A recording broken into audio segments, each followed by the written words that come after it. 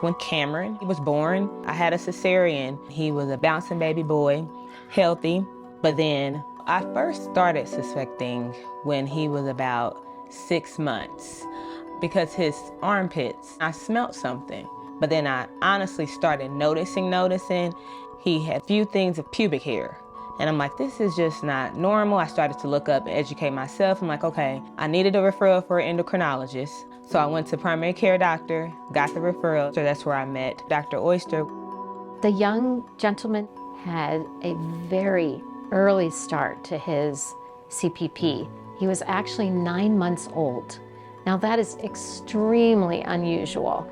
We recently took a look at our own experience, and over the past 10 years, we only had 4 babies under the age of 2 who had CPP. The most typical age is like 6 to 8 years. And this is nationwide, worldwide? Worldwide. Yes. Yes. Was like, his testosterone is over 400. Normally they said testosterone for babies around 10, or he was like at an adult. We didn't start thinking about medications and next steps until he was about the age of 1.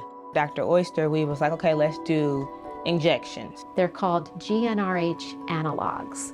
We used to administer them almost always in the form of a monthly injection, but nowadays we have a 3-monthly injection, 6-monthly injection, and we have a little bitty implant that goes right under the skin in the subcutaneous tissue that lasts for at least 2 years.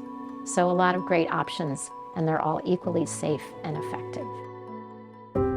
Dr. Oyster gave us this book. The book is explaining precocious puberty. Even though you're 3 and you might look like you're 6, there's nothing wrong with you. And this is how you address that. And I love that book because it put a perspective for my son and then for me as well, And that's all he is. He's just a big loving teddy bear. And people think he's 10, 11 years old, but that's still my baby.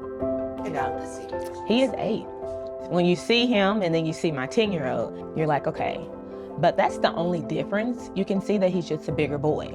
Right now, height-wise, he's about 4'9". His bone age right now is about the age of a 12-year-old. And so the projected height is about 6'2", 6'3" for Cameron, which is awesome because before we started any kind of medication, he could get up to 7'1", but then have arthritis at the age of 18.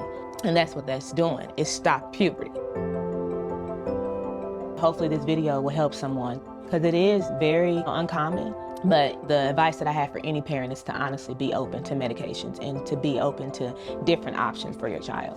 And just being his advocate, we can do it as a team and be a team player with your physicians, to the dietitians, to everything, because we want to make sure our children is healthy and stay healthy.